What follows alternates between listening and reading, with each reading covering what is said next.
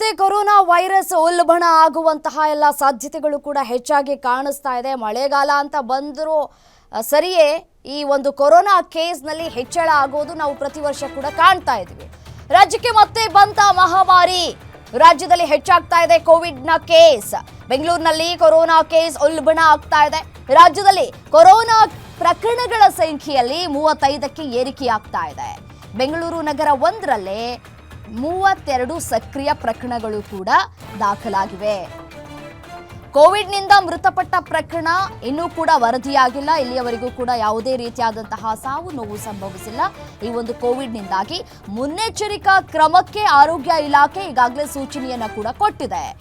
Corona ಹರಡದಂತೆ ರಾಜ್ಯಾದ್ಯಂತ alert ಅನ್ನ ಕೂಡ ಮಾಡಲಾಗ್ತಾ ಇದೆ. ಸಾರ್ವಜನಿಕರು ಆತಂಕ ಪಡುವಂತಹ ಅಗತ್ಯವಿಲ್ಲ. ಜನರು ಮುನ್ನೆಚ್ಚರಿಕೆ ವಹಿಸೋದು ಬಹಳ ಅಗತ್ಯವಾಗಿದೆ. ಜಿಲ್ಲೆಗಳಲ್ಲಿ ಸಿದ್ಧತೆಗೆ ಸರ್ಕಾರದಿಂದ ಗೈಡ್ಲೈನ್ಸ್ ಅನ್ನ ಕೂಡ ಬಿಡುಗಡೆ ಕೂಡ ಮಾಡಲಾಗಿದೆ. ಪ್ರತಿ ಸರ್ಕಾರಿ ಆಸ್ಪತ್ರೆಯಲ್ಲೂ ಕೂಡ 5 ಬೆಡ್ಗಳನ್ನ ಮೀಸಲು ಇಡೋದಕ್ಕೆ ಗೈಡ್ಲೈನ್ಸ್ ನಲ್ಲೂ ಕೂಡ ಬಿಡುಗಡೆ ಮಾಡಲಾಗಿದೆ. ಗುಂಪಿನಲ್ಲಿ ಸೇರದಂತೆ ಮಕ್ಕಳು ಮತ್ತೆ ವೃದ್ಧರಿಗೆ ಸೂಚನೆಯನ್ನ ಕೂಡ ಕೊಡಲಾಗಿದೆ. ಎಚ್ಚರದಿಂದ ಇರಿ, ಭಯ ಪಡುವಂತಹ ಅಗತ್ಯತೆ ಇಲ್ಲ ಅನ್ನುವಂತಹ ಮೆಸೇಜ್ ಅನ್ನ ಕೂಡ ಇದೀಗ ಸಾರ್ವಜನಿಕರಿಗೆ ರವಾನೆ ಮಾಡಲಾಗ್ತಾ ಇದೆ. ಗರ್ಭಿಣಿಯರಿಗೆ ಮನವಿಯನ್ನ ಕೂಡ ಮಾಡಲಾಗ್ತಾ ಇದೆ. ಮತ್ತೆ ಅನಾರೋಗ್ಯ ಪೀಡಿತರು ಇರ್ತಾರಲ್ಲ ಮನೆಯಲ್ಲಿ, ಈ ಶುಗರು ಬೇರೆ ಬೇರೆ ಕಾಯಿಲೆಗಳಿಂದ ಬಳಲ್ತಾ ಇದ್ದಾರಲ್ಲ, ಅವರು ಸ್ವಲ್ಪ ಮುನ್ನೆಚ್ಚರಿಕಾ ಕ್ರಮವನ್ನು ವಹಿಸಬೇಕು, ತೆಗೆದುಕೊಳ್ಬೇಕು, ನೆಗ್ಲೆಕ್ಟ್ ಮಾಡಬಾರ್ದು. ಆರೋಗ್ಯದಲ್ಲಿ ಏನಾದರೂ ಏರುಪೇರಾಯಿತು ಅಂತಂದ್ರೆ ತಕ್ಷಣವೇ ಡಾಕ್ಟರ್ಗಳನ್ನ ಸಂಪರ್ಕ ಮಾಡಬೇಕು. ಮತ್ತೆ ಏನಾಗಿದೆ ಅನ್ನೋದರ ಕುರಿತು ಮಾಹಿತಿಯನ್ನು ಕೂಡ ಪಡೆದುಕೊಳ್ಬೇಕು.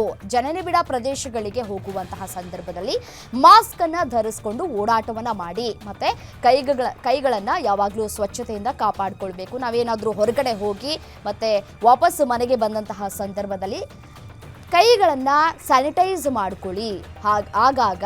ಮತ್ತೆ ಯಾರಿಗೂ ಕೂಡ ಶೇಕ್ ಹ್ಯಾಂಡ್ ಮಾಡೋದಕ್ಕೆ ಹೋಗಬೇಡಿ, ಮತ್ತೆ ಎಲ್ಲೂ ಕೂಡ ಉಗುಳೋದಕ್ಕೆ ಹೋಗಬೇಡಿ ಅಂತ ಹೇಳಿ ಈ ಒಂದು ರೂಲ್ಸ್ಗಳನ್ನು ಕೂಡ ತೆಗೆದುಕೊಂಡು ಬರಲಾಗ್ತಾ ಇರುವಂಥದ್ದು. ತೀವ್ರ ಉಸಿರಾಟದ ಸಮಸ್ಯೆ ಏನಾದರೂ ಇದ್ರೆ ಅಂಥವರು ಕೋವಿಡ್ ಟೆಸ್ಟನ್ನು ಮಾಡಿಸ್ಕೊಳ್ಳಿ ಅಂತ ಹೇಳಿ ಗೈಡ್ಲೈನ್ಸ್ನಲ್ಲೂ ಕೂಡ ಹೇಳಲಾಗ್ತಾ ಇದೆ. ಉಸಿರಾಟದ ಸಮಸ್ಯೆ ಇರುವವರು ಸೂಕ್ತ ಚಿಕಿತ್ಸೆಯನ್ನು ಪಡೆದುಕೊಳ್ಳೋದು ಉತ್ತಮ ಅನ್ನುವಂತಹ ಮಾತುಗಳನ್ನು ಕೂಡ ಈ ಒಂದು ಗೈಡ್ಲೈನ್ಸ್ನಲ್ಲಿ ಕೂಡ ಬಿಡುಗಡೆ ಮಾಡಲಾಗಿರುವಂಥದ್ದು. ಮತ್ತು ಈ ಟ್ರಾವೆಲ್ ಹಿಸ್ಟ್ರಿ ಅದು ಇದು ಅಂತ ಏನು ನಾವು ಕರಿತಾ ಇದ್ವಿ ಈ ಹಿಂದೆ, ಅದೆಲ್ಲ ಈ ಸಂದರ್ಭದಲ್ಲಿ ಅವಶ್ಯಕತೆ ಇಲ್ಲ ಅಂತ ಕಾಣಿಸುತ್ತೆ. ಯಾಕಂತಂದರೆ ನಮ್ಮಲ್ಲೇ ನಮ್ಮ ಅಕ್ಕಪಕ್ಕದಲ್ಲೇ ಇರುವವರಿಗೂ ಕೂಡ ಈ ಸಮಸ್ಯೆ ಇದ್ದರೂ ಇರಬಹುದು. ಇದೊಂದು ಪ್ರತಿ ವರ್ಷವೂ ಕೂಡ ಬರುವಂತಹ ಕೋವಿಡ್ ಅಂತ ಹೇಳಿ ಈಗಾಗಲೇ ಕೂಡ ಗೊತ್ತಿರುವಂತಹ ವಿಚಾರ. ಡೀಟೇಲ್ಸ್ ಕೊಡ್ತಾರೆ ನನ್ನ ಕಲೀಗ ಚರಣ್, ಫೋನು ಸಂಪರ್ಕದಲ್ಲಿದ್ದಾರೆ. ಏನೋ ಚರಣ್, ಈಗಾಗಲೇ ಮಳೆಗಾಲ ಬಂತು ಅಂತಂದ್ರೆ ಸಾಕು ಕೋವಿಡ್ ಉಲ್ಬಣಗೊಳ್ಳೋದು ಕೂಡ ಸರ್ವೇ ಸಾಮಾನ್ಯ ಆಗ್ಬಿಟ್ಟಿದೆ ಕಳೆದ 2-3 ವರ್ಷಗಳಿಂದಲೂ ಕೂಡ. ಈಗಲೂ ಕೂಡ ಅದೇ ರೀತಿಯಾಗಿ ಆಗ್ತಾ ಇದೆ. ಸೊ ಗೈಡ್ಲೈನ್ಸ್ ಏನೋ ಬಿಡುಗಡೆ ಮಾಡಿದೆ. ಸೊ ನನ್ಗನ್ಸೋ ಪ್ರಕಾರ ನಾವೆಲ್ಲೋ ಟ್ರಾವೆಲ್ ಹಿಸ್ಟ್ರಿಯನ್ನು ನೋಡಿಕೊಂಡು ಈ ಕೇಸ್ಗಳನ್ನು ಹೆಚ್ಚಳ ಮಾಡೋದು ಸಾಧ್ಯ ಇಲ್ಲ. ನಮ್ಮಲ್ಲೇ ಇದ್ದಾರೆ ಅಂತ ಕಾಣಿಸುತ್ತಲ್ವಾ? ಎಸ್, ಖಂಡಿತವಾಗಿಯೂ ರಮ್ಯ.